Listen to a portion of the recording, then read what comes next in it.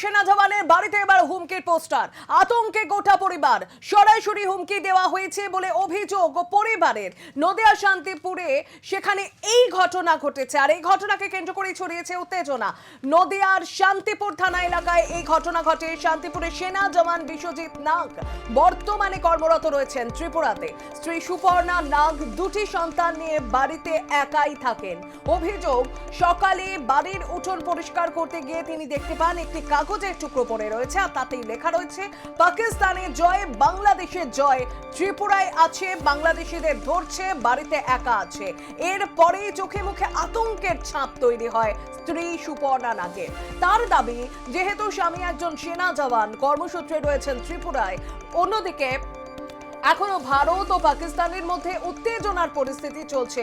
বাংলাদেশের সার্বিক পরিস্থিতির কারণে ত্রিপুরায় সেনাবাহিনীর নজরদারি বাড়ানো হয়েছে, আর সেখানেই রয়েছে তার স্বামী। বর্তমান পরিস্থিতির মধ্যে বাড়িতে এই ধরনের হুমকির পোস্টার করায় রীতিমতো আতঙ্কে রয়েছে গোটা পরিবার।